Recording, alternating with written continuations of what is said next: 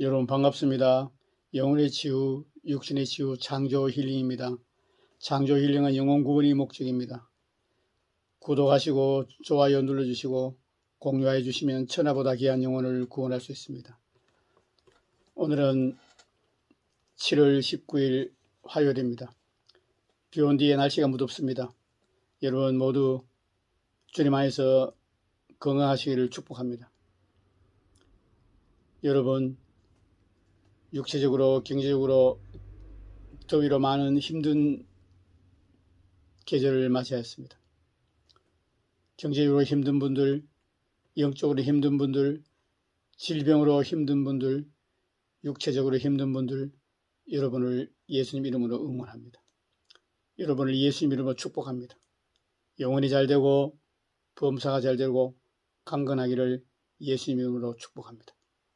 오늘은 영혼의 양식인 책을 소개해 드리겠습니다.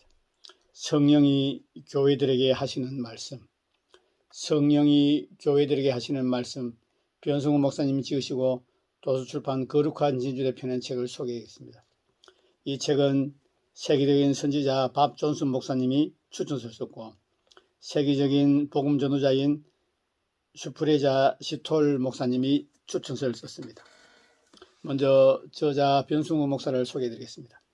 변승우 목사는 현재 사랑하는 교회 담임 목사님이고 한기총 공동회장, 한기총 2대 위원, 성령신학교 학장, 도서출판 거룩한 진주 대표, 대한예수교 장로회 부흥교단 증경총회장입니다.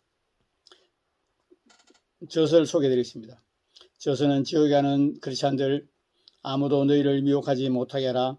여호와 입에서 나오는 말씀, 진짜 구원받은 사람도 진짜 버림받을 수 있다. 목사님, 어떻게 해야 마음이 청결한 자가 될 수 있나요? 좋은 씨와 맑은 물, 특별히 예언을 하려고 하라. 하나님의 인자와 음이 그 가운데 생명의 좁은 길이 있습니다. 우리의 사명은 많은 사람을 옳은 대로 돌아오게 하는 것입니다. 다림줄, 주달려 죽은 십자가, 열방이 너희를 복되게 하라 등 120권이 넘는 책을 쓰신 걸로 알고 있습니다.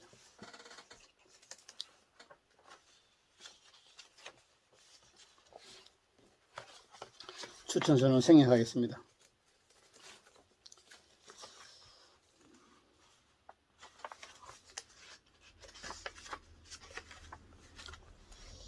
목차를 읽어드리겠습니다. 제1장 한국교회는 희석되지 않은 순전한 진리가 전해진 교회로 바뀔 것입니다. 제2장 한국교회는 종교적이지 않고 성령님이 자유롭게 역사하는 교회로 바뀔 것입니다. 제3장 한국교회는 예수님과 친밀한 사랑에 빠진 신부와 같은 교회가 될 것입니다. 부록 오늘날 또 선지자와 사도가 존재하는가?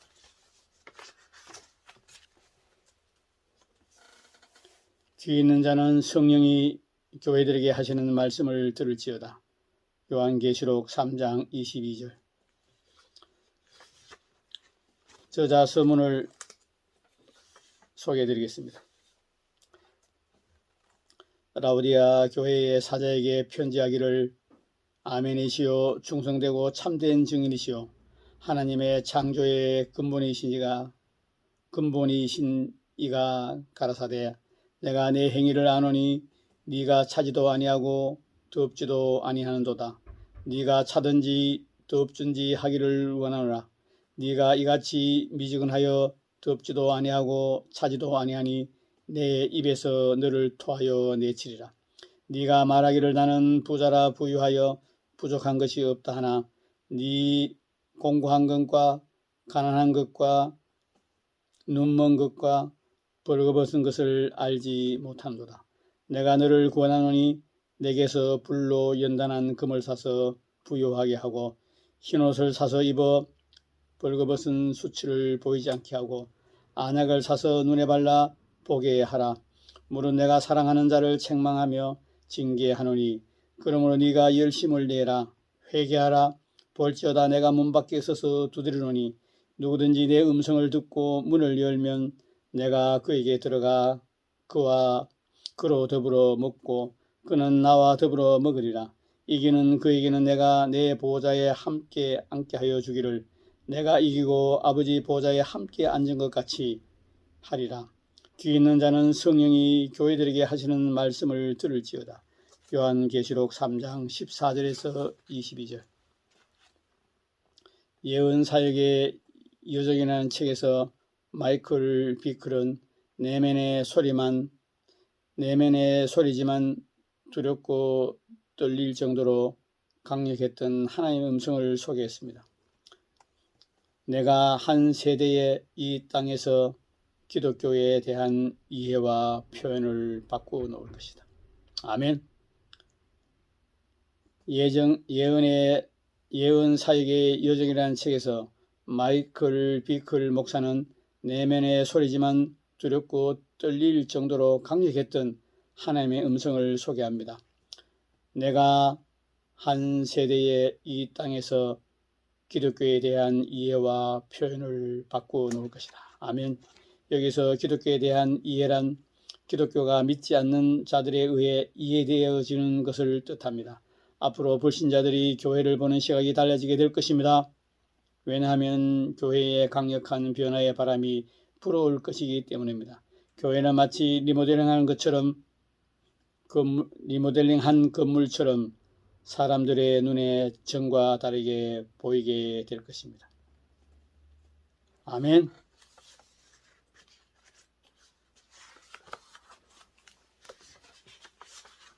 그러므로 참으로 하나님께서 한국 교회의 얼굴을 변화시키는 일에 우리 교회를 들어서 사용하실 것입니다.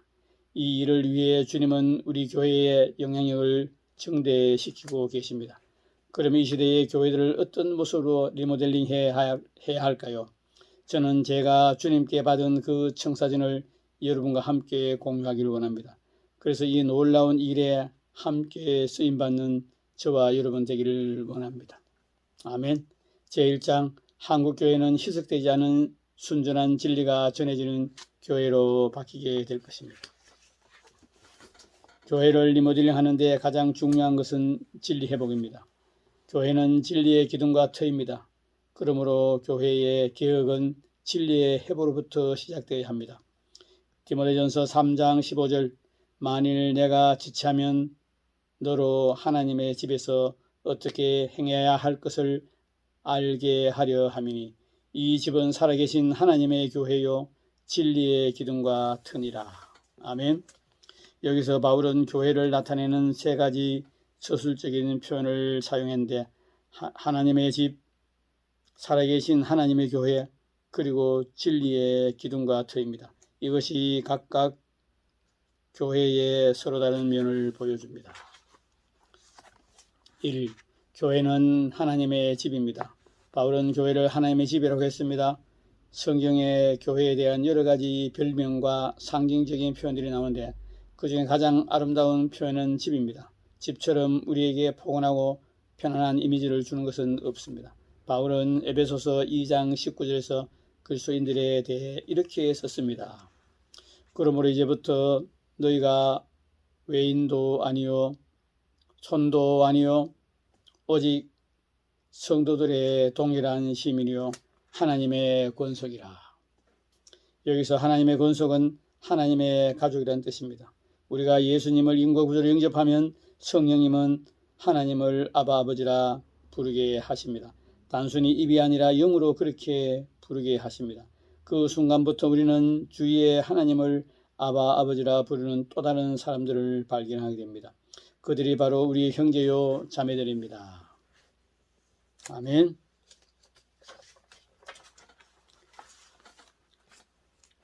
이 교회는 살아계신 하나님의 교회입니다. 교회는 하나님의 교회입니다. 즉 교회의 주인은 하나님입니다. 그러므로 교회는 민주화되면 안 됩니다. 그렇게 되면 라오디게아 교회처럼 미지근해서 타락하게 됩니다. 교회는 목회자의 독재 체제가 되어서도 안 됩니다. 교회의 머리신 주님이 다스려야 합니다. 교회는 장로들의 모임이 아닙니다. 교회는 당회를 통해서 운영되는 것이 아닙니다. 그래서 바울은 다음과 같이 쓴 것입니다. 디모데전서 3장 15절 만일 내가 지체하면 너로 하나님의 집에서 어떻게 행해야 할 것을 알게 하려 함이니 이 집은 살아계신 하나님의 교회예요. 교회는 살아계신 하나님의 집입니다. 우리가 교회입니다. 너희 몸이 하나님의 성전임을 알지 못하냐 말씀하셨습니다. 교회의 건물은 예배당입니다. 성도, 거듭난 하나님의 자녀 한 사람 한 사람이 교회입니다. 아멘. 디모데전서는 바울이 에베소에 머물러 있던 디모데에게 보낸 편지입니다. 디모데는 에베소 교회의 담임 목사였습니다. 그런데 교회 안에서 행할 때 조심하라고 말합니다. 왜냐하면 교회는 목회자의 교회가 아니라 하나님의 교회이기 때문입니다. 즉 목회자가 아니라 하나님이 교회의 주인이기 때문입니다. 장로가 교회의 주인이 아니라 하나님이 교회의 주인이기 때문입니다. 그러므로 어떤 목회자가 좋은 목회자냐? 자기 생각을 다 내려놓고 주님의 음성을 정확히 듣고 그대로 순종하는 목회자가 좋은 목회자입니다. 그리고 그런 교회가 좋은 교회입니다. 목회자는 자기 소신과 목회 철학을 가지고 목회하면 안 됩니다. 시대의 유행을 따라 목회하면 안 됩니다. 목회자는 주님과 충분한 시간을 보내며 교제하고 주님의 음성을 들어야 합니다. 주님이 시키시는 대로 주님이 원하시는 일을 해야 합니다. 아멘. 3. 교회는 진리의 기둥과 터입니다. 교회는 진리의 기둥과 터입니다. 진리가 교회의 기둥과 터가 아닙니다. 교회가 진리의 기둥과 터입니다. 그럼 이 말은 무슨 의미일까요? 기둥은 집을 지탱하는 역할을 합니다. 그리고 기둥을 받치고 있는 것은 터입니다. 터가 기둥을 받치고 기둥이 집을 지탱하듯 교회는 진리를 받들고 보존해야 합니다. 교회는 진리를 보존하고 진리를 증거하기 위해 존재합니다. 이것이 교회의 사명입니다. 아멘.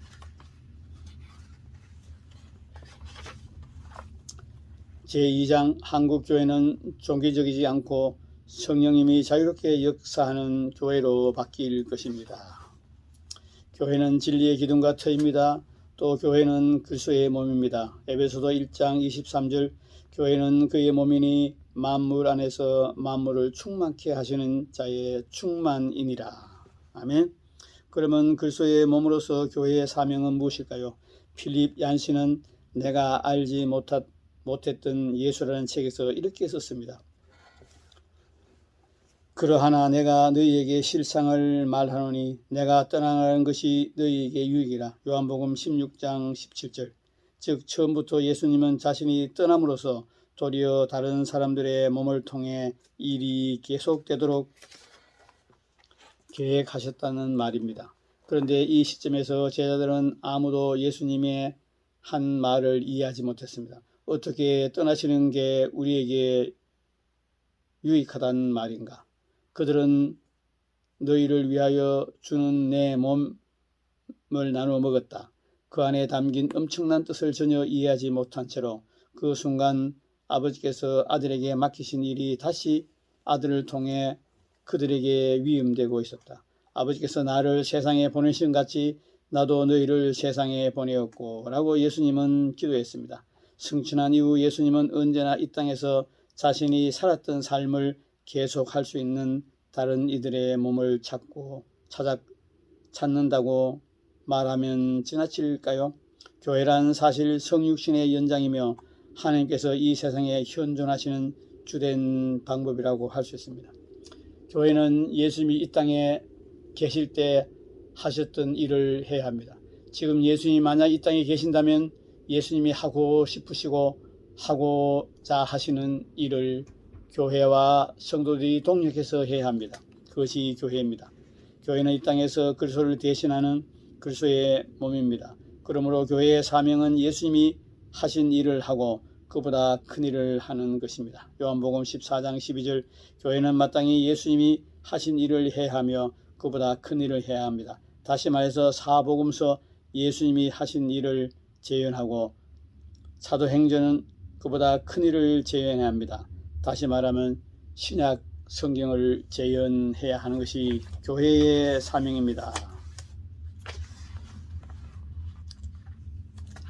1. 한국교회가 다시 부흥하려면 목회자가 변해야 합니다. 에베소서 4장 11절 그가 혹은 사도로 혹은 선지자로 혹은 복음 전환자로 혹은 목사와 교사를 주셨으니 이것이 바로 예수님이 5조각의 겉옷입니다. 겉옷이란 기름 부음을 뜻하는데 예수님은 이 5가지 기름 부음을 가지고 계셨습니다. 예수님은 사도와 선지자와 복음 전환자와 목사와 교사의 기름 부음을 모두 가지고 계셨습니다. 그러므로 교회가 예수님이 하신 일을 하고 그보다 큰 일을 하려면 교회 내에 이 5가지 직임이 모두 회복되어야 합니다. 그런데 불행히도 한국교회는 성령을 터부시하므로 목사와 교사들은 많지만 사도와 선지자 그리고 빌립처럼 기사와 표적으로 복음을 전하는 성경적인 복음 전도자들은 거의 찾아보기 힘들게 되었습니다. 이것이 한국교회가 쇠퇴의 길을 걷고 세상으로부터 손가락질을 하고 빛과 소금의 맛을 잃은 증거입니다.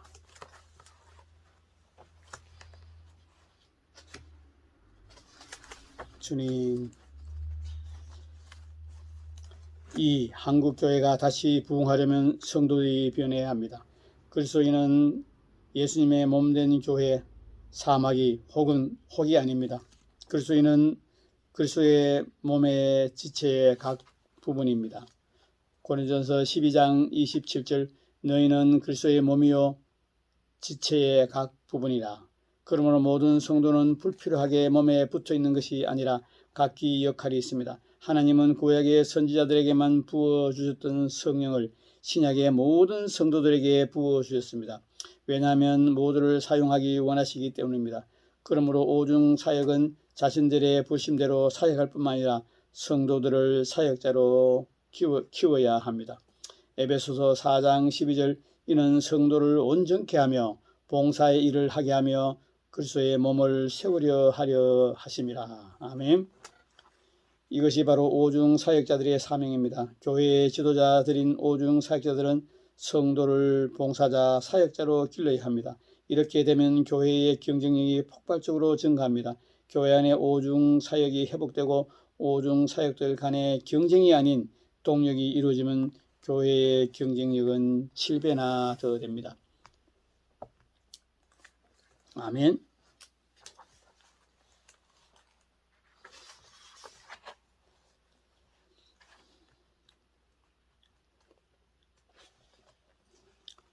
교회는 예수님의 몸이기 때문에 예수님의 모범을 따라야 합니다. 그런데 예수님 자신이 성령의 각양 은사로 사역하셨습니다. 그리고 성령과 성령의 은사들로 충만한 제자들을 길러냈습니다. 그러므로 교회의 지도자인 오중 사역자가 마땅히 예수님의 몸된 교회의 지체인 성도들을 성령의 권능과 은사로 사역할 수 있는 사역자로 길러내야 합니다. 이것이 진정한 제자 훈련입니다. 이것은 흔히 은사장이라 불리는 고린도전서 12장에 잘 나타나 있습니다. 거기서 바울은 성령의 은사들을 소개함과 동시에 성도들이 그리스도의 몸된 교회에 지체하는 것을 함께 다루었습니다. 고린도전서 12장 4절에서 13절, 23절 은사는 여러 가지나 성령은 같고 직임은 여러 가지나 주는 같으며 또 역사는 여러 가지나 모든 것을 모든 사람 가운데서 역사하신 하나님은 같으니 각 사람에게 성령의 나타남을 주심은 유익하게 하려 하심이라. 어떤 이에게는 성령으로 말미암아 지혜의 말씀을, 어떤 이에게는 같은 성령을 따라 지식의 말씀을, 다른 이에게는 같은 성령으로 믿음을, 어떤 이에게는 한 성령으로 병 고치는 은사를, 어떤 이에게는 능력 행함을, 어떤 이에게는 예언함을, 어떤 이에게는 영들 분별함을, 다른 이에게는 각종 방언 말함을, 어떤 이에게는 방언을 통역함을 주시나니 이 모든 일은 같은 한 성령이 행하사 그 뜻대로 각 사람에게 나누어 주시니라. 몸은 하나인데 많은 지체가 있고 몸의 지체가 많으나 한 몸과 같이 그리스도도 그러하니라. 우리가 유대인이나 헬라인이나 종이나 자유인이나 다 한 성령으로 세를 받아 한 몸이 되었고 또 다 한 성령을 마시게 하였느니라.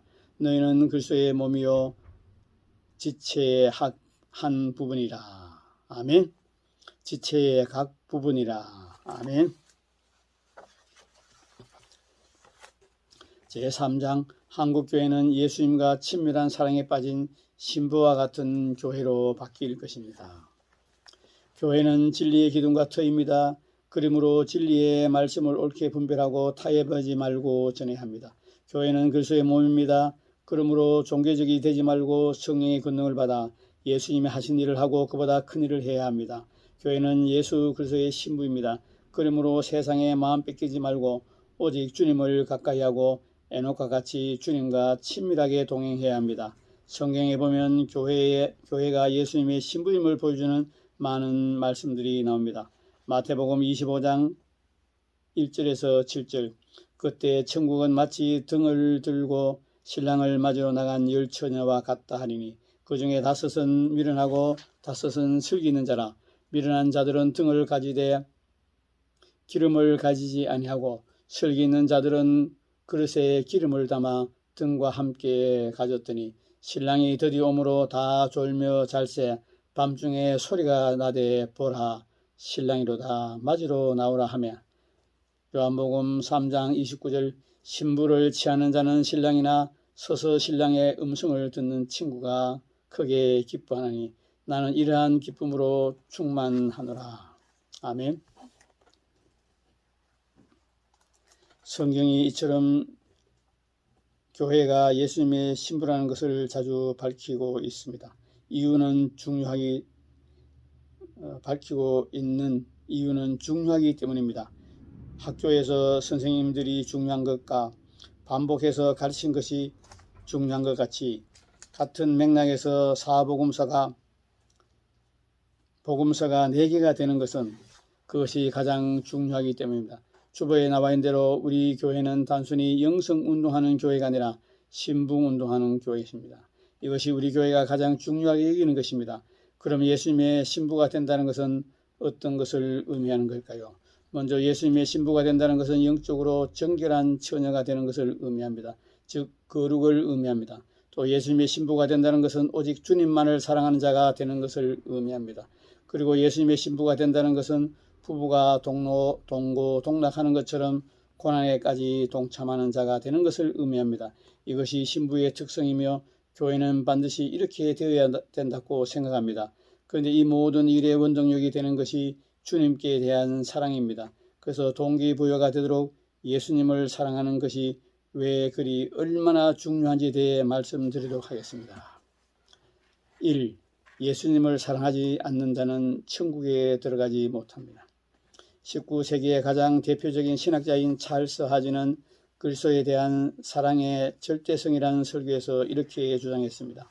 우리 주 예수 그리스도를 변함없이 사랑하는 모든 자에게 은혜가 있을지어다. 에베소서 6장 24절. 만일 누구든지 주를 사랑하지 아니하거든 저주를 받을지어다. 주께서 임하시느니라. 고린도전서 16장 27절.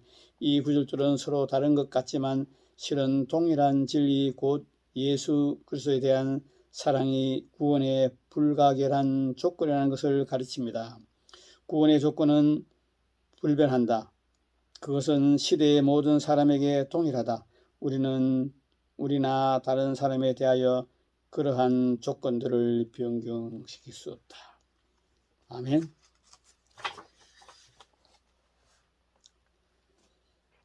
갈라디아서 5장 6절. 그래서 예수 안에서 할례나 무할례가 효력이 없으되 사랑으로서 표현하는 역사뿐이라. 그래서 예수 안에서는 할례나 무할례가 효력이 없으되 사랑으로서 역사하는 믿음뿐이라. 아멘. 야고보서 2장 5절. 내 사랑하는 형제들아 들을지어다. 하나님이 세상에 대하여는 가난한 자를 택하사 믿음에 부유하게 하시고 또 자기를 사랑하는 자들에게 약속하신 나라를 유업으로 받게 하셨느니라. 이 말씀들은 성경이고 절대적인 진리입니다. 그러므로 예수님을 사랑하지 않는 자는 천국에 들어가지 못합니다.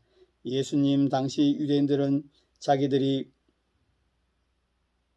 당연히 천국에 들어갈 것을 믿었습니다. 그러나 그들 중 대부분은 천국에 들어갈 준비가 되어 있지 않았습니다. 화 있을진저 너희 바리새인들이여 너희가 박하와 운향과 모든 채소와 11조를 들이되 공의와 하나님께 대한 사랑을 버리는도다. 그러나 이것도 행하고 저것도 버리지 말아야 할지니라. 누가복음 11장 24절. 아멘.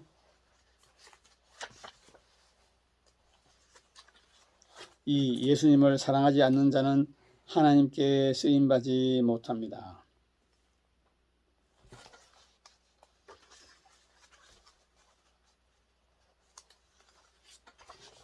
3. 예수님을 사랑하지 않는 자는 천국에서 왕노릇하지 못합니다.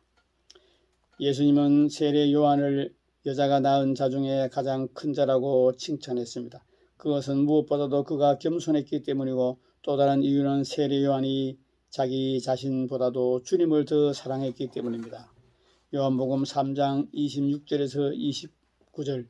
저희가 요한에게 와서 가로되 라삐여, 선생님과 함께 요단강 저편에 있던 자 곧 선생님이 증거하신 자가 세례를 주매 사람이 다 그에게로 가더이다.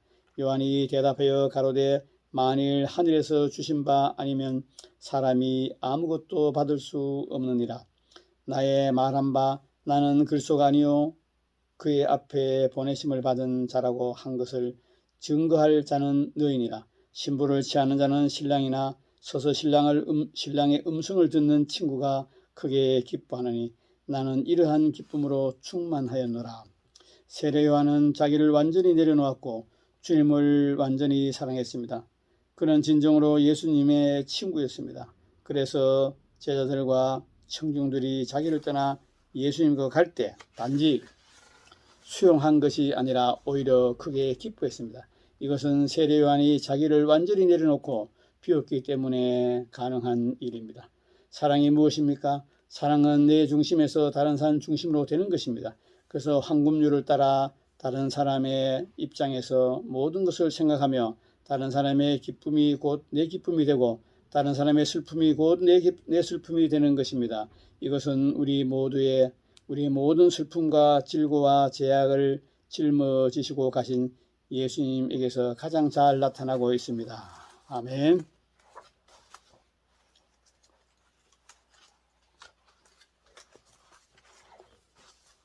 결론을 발췌해서 말씀드리겠습니다. 영분별은 사소한 말이나 행동이 아니라 방향성을 보고 해야 합니다. 교만하더라도 점차 겸손해지고 있다면 그는 바른 것이고, 겸손하더라도 점차 교만해지고 있다면 그는 그릇된 것입니다. 음란하더라도 점차 거룩해지고 있다면 그는 거룩한 것이고, 거룩하더라도 점차 음란해지고 있다면 그는 그릇된 것입니다. 단지 현재의 상태가 아니라 방향성에 주의하는 것, 이것이 영분별의 수칙 중에 하나입니다. 그런데 우리 사랑하는 교회는 방향성은 이미 말씀드린 세 가지에 있습니다. 1. 진리 회복입니다. 즉 교리적인 차원을 넘어서 철저하게 성경적이 되는 것입니다. 성경에 대한 우리의 이해는 완전하지 않습니다. 그러므로 우리는 죽을 때까지 진리를 좀 더 바르게 알기 위해 열린 마음으로 진리와 씨름하고 달려갈 것입니다. 진리의 회복은 중요합니다. 왜냐하면 이것은 성도와 교회의 회복, 그리고 나라와 열방의 회복의 첫 단추이기 때문입니다. 우리 교회는 은사 회복의 교회입니다. 즉 성령의 권능과 기름 부음이 넘치고 초대교회처럼 강력하게 성령의 은사들이 역사하는 교회로 만드는 것입니다. 동시에 무분별한 은사 사역이 아니라 철저한 분별을 거친 질서 있고 성경적이고 교회에 덕이 되는 은사 사역을 일으키는 것입니다. 우리는 이 분야에 있어서 아직도 초라합니다. 아직도 많이 부족합니다. 하지만 절망하지 않고 예수님이 하신 일을 하고 그보다 더 큰 일을 할 수 있을 때까지 계속 전진하고 달려갈 것입니다. 우리 교회는 사랑 회복의 교회입니다. 즉 예수님께 초점 맞추고 뜨겁게 사랑하는 예수님의 친구와 신부가 되는 것입니다. 우리는 다른 무엇보다도 여기에 최고의 가치를 두고 있습니다. 우리는 선지자가 되기보다 예수님의 친구가 되기를 원합니다. 사도가 되기보다 예수님의 신부가 되기를 원합니다. 그리스도의 신부는 그리스도와 함께 모든 것을 나눕니다. 우리는 그리스도의 영광뿐만 아니라 그리스도의 고난에도 동참하기를 원하는 성숙한 신자가 되기를 원합니다. 예수님을 우리의 생명보다 더 사랑하게 되는 그것이 우리의 궁극적인 목표입니다.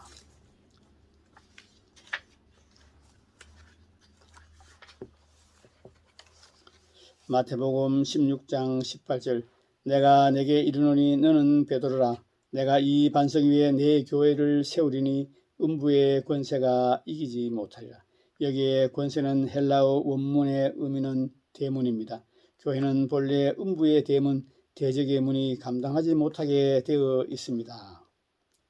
창세기 22장 15절에서 17절 여호와의 사자가 하늘에서부터 두 번째 아브라함을 불러 가로사대 여호와께서 이르시기를 내가 나를 가리켜 맹세하노니 네가 이같이 행하여 네 아들 네 독자를 아끼지 아니하였은즉 내가 내게 큰 복을 주고 내 씨로 크게 성하여 하늘의 별과 같고 바닷가의 모래와 같게 하리니 네 씨가 그 대적의 문을 얻으리라.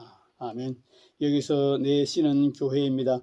그러므로 교회는 대적의 문을 얻게 되어 있습니다. 그래서 원수 마귀가 억압하고 있었던 수많은 영혼들을 구원하게 되어 있습니다. 이것이 교회입니다. 교회의 머리신 예수님이 이 땅에 계실 때 실제로 그것을 시범적으로 보여주셨습니다. 그때의 대적의 문은 깨지고 가장 깊은 원수의 감옥에 갇혀있던 창기와 세리까지 심지어 십자가의 우편 강도까지 구원을 받았습니다. 교회는 예수 그리스도의 몸이기 때문에 이런 잠재력을 가지고 있습니다. 진리를 회복하고 은사를 회복하고 그리스도에 대한 사랑을 회복하면 교회는 예수님이 말씀하신 그대로의 교회가 될 것입니다. 그러면 대적의 문이 박살나고 그래서 불신자들이 몰려오고 창기와 세리들이 구원받고 조폭들과 동성애 지지자, 불교 신자와 무당화 점쟁이들이 그리고 기독교를 개독교라고 부르며 입에 거품 무는 안티 기독교 세력들까지도 대거 구원받는 역사가 일어나게 될 것입니다. 아멘. 이 영광스러운 미래가 바로 교회의 회복에 달렸습니다. 그러므로 우리 모두 교회를 아름다운 교회로 만드는 데 힘을 기울입시다. 아멘. 부록을 읽어드리겠습니다. 오늘날 선지자와 사도가 존재하는가? 오늘날 또 선지자가 존재할까요? 어떤 일은 지금은 선지자가 없다고 생각합니다. 그들은 선지자는 구약 시대에만 있었다고 생각합니다. 그런 어리석은 가정하에서 예언 사역을 비성경적인 것으로 보고 공격하고 평론합니다. 그러나 성경에 의하면 지금도 선지자가 존재합니다. 그 증거를 말씀드리겠습니다. 마태복음 23장 34절 그러므로 내가 너희에게 선지자들과 지혜 있는 자들과 서기관들을 보내매 너희가 그 중에서 들어는 죽이고 십자가에 못 박고 그 중에 들어는 너희 회당에서 채찍질하고 이 동네에서 저 동네로 구박하리라. 보십시오. 예수님은 분명히 내가 너희에게 선지자들을 보낼 것이며 너희가 구박하리라고 하였습니다. 그런데 언제 보낸다는 것입니까? 구약 시대입니까? 아닙니다. 과거 시제가 아니라 미래 시제 구박하리라를 사용했으므로 분명히 신약 시대입니다. 사도행전 11장 27절에서 28절 말씀 그때의 선지자들이 예루살렘에서 안디옥에 이르니 그 중에 아가보라 하는 한 사람이 일어나 성령으로 말하되 천하가 크게 흉년 들리라 하였더니 글라우디오 때에 그렇게 되니라. 그때는 구약 시대가 아니라 분명히 신약 시대입니다. 그런데 선지자들의 무리가 있습니다. 그 중에 아가보는 훗날 바울의 띠를 가져다가 자기 수족을 잡아매고 예루살렘에서 유대인들이 이같이 이 띠의 임자를 결박하여 이방인의 손에 넘겨주리라 하고 예언한 그 선지자입니다.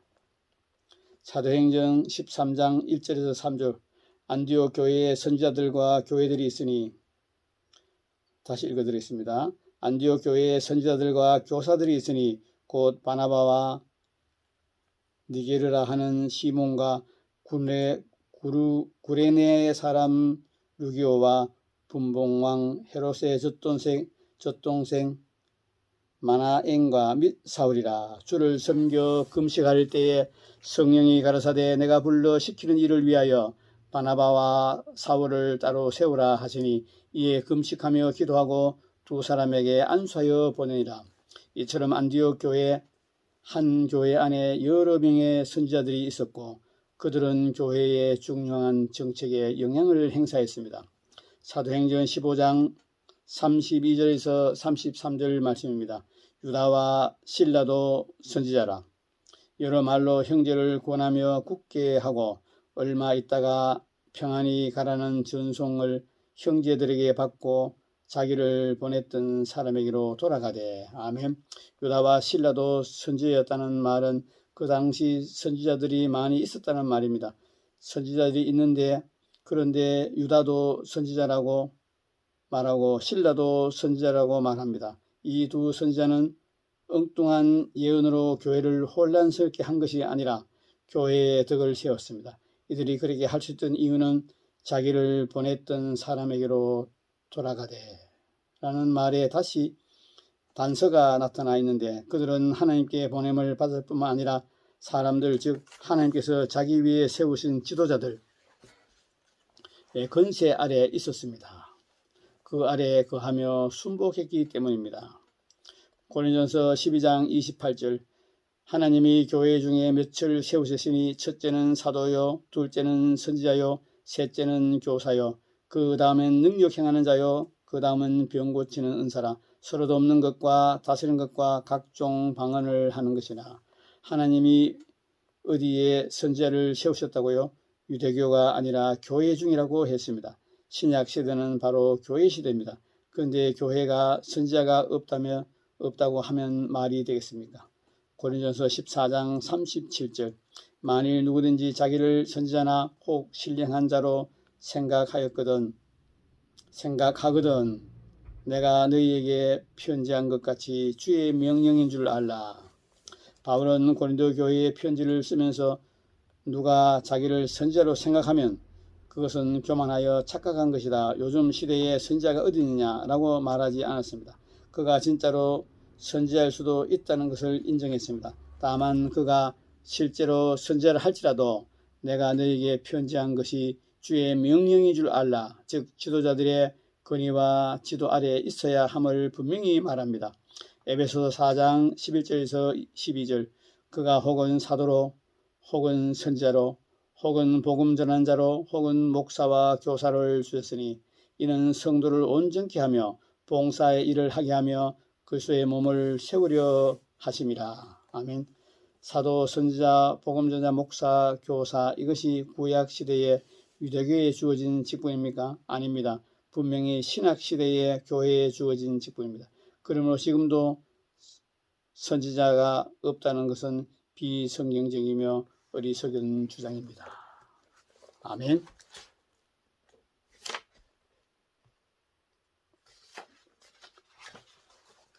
성령이 교회들에게 하시는 말씀, 이 책은 2008년 5월 14일 초판 인쇄를 했습니다. 변승욱 목사님이 지으시고 도서출판 거룩한 진주에 펴낸 책입니다. 여러분, 오늘은 성령이 교회들에게 하시는 말씀, 변승욱 목사님이 쓰시고 도서출판 거룩한 진주에 펴낸 책을 소개하고 있습니다. 여러분, 목차를 읽으면서 간단하게 소개하고 마치겠습니다.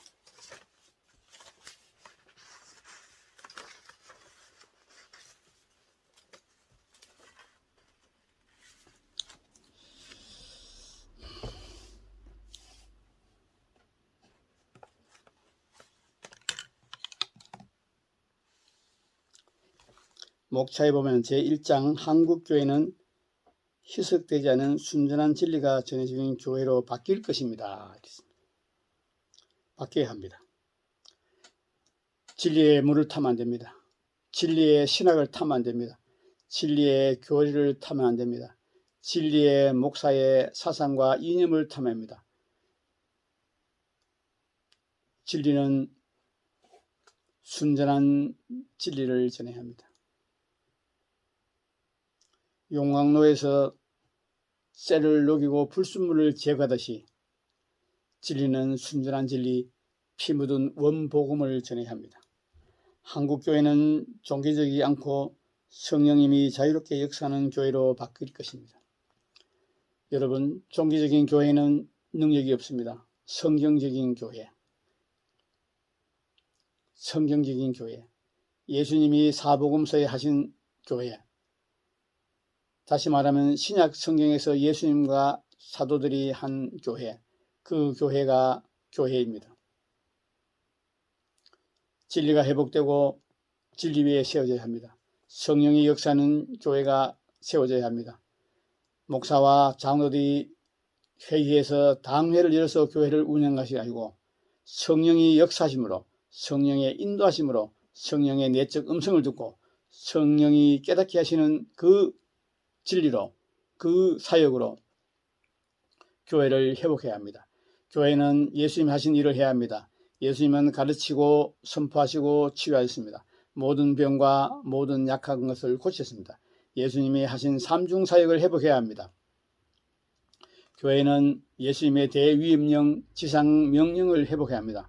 너희는 만민에게 복음을 전파하고 내가 가르치고 분부한 모든 것을 가르쳐 지키게 하라. 내가 분부한 모든 것을 가르쳐 지키게 하라. 하나도 빼지 마라. 사복음서에 있는 거 하나도 빼지 말고 해라. 신약 성경에 있는 모든 거 하나도 빼지 말고 다 가르쳐라 말씀하셨습니다. 믿는 자들에게는 표적이 따른다. 내 이름으로 귀신을 쫓으며 새 방언을 말하며 뱀을 집어올리며 무슨 독을 마셔도 해를 받지 아니하고 병든 자에게 손을 얹으니 나으리라. 성령의 능력으로 목양해야 합니다. 성령의 능력으로 복음 전해야 합니다. 성령의 능력으로 선교사로 파송받고 선교해야 합니다.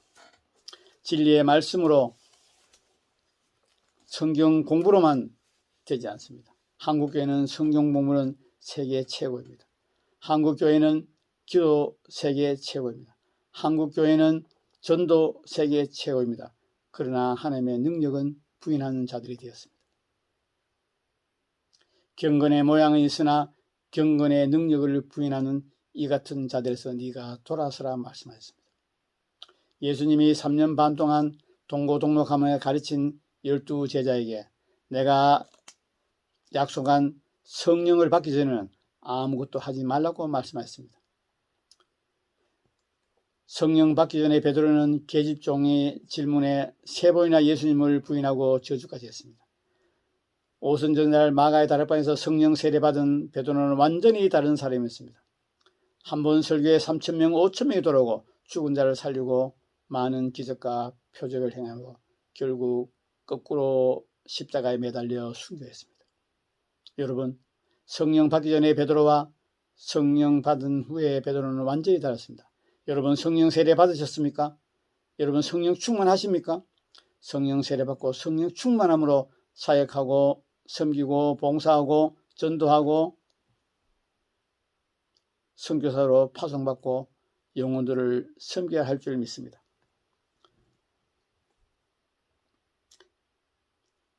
제3장, 한국교회는 예수님과 친밀한 사랑에 빠지는 신부 같은 교회로 바뀔 것입니다. 여러분, 한국교회는 예수님을 사랑하지 않습니다. 한국교회는 예수님을 사랑하지 않습니다. 한국교회는 예수님을 사랑하지 않습니다. 자기를 사랑합니다. 한국교회는 교회를 사랑합니다. 한국교회는 돈을 사랑합니다. 한국교회는 명예를 사랑합니다. 한국교회는 평판을 사랑합니다. 한국교회는 인기를 사랑합니다. 한국교회는 총회장, 노회장 자리에 탐하고 있습니다. 세상 사랑이 하나님과 원수됨을 알지 못하냐? 성경은 말씀하고 있습니다. 세상 사랑은 하나님과 원수됨입니다. 여러분, 하나님을 사랑하십니까? 여러분, 예수님을 사랑하십니까? 여러분, 성령님을 따라 말하고 생각하고 행동하고 신앙하고 일하고 사업하고 직장생활하고 가정생활하고 살아가고 계십니까? 여러분, 우리는 세상의 빛과 소금으로 부름받았습니다. 기독교인이 세상과 이 땅의 소금과 빛의 역할을 잊어버렸습니다. 우리가 세상의 빛이고 소금인데 빛이 빛의 역할을 못하고 소금이 소금의 역할을 못해서 땅에 버려져 세상에 밟히고 있습니다. 여러분, 하나님이 우리를 하나님의 모양과 하나님의 형상대로 지으셨습니다.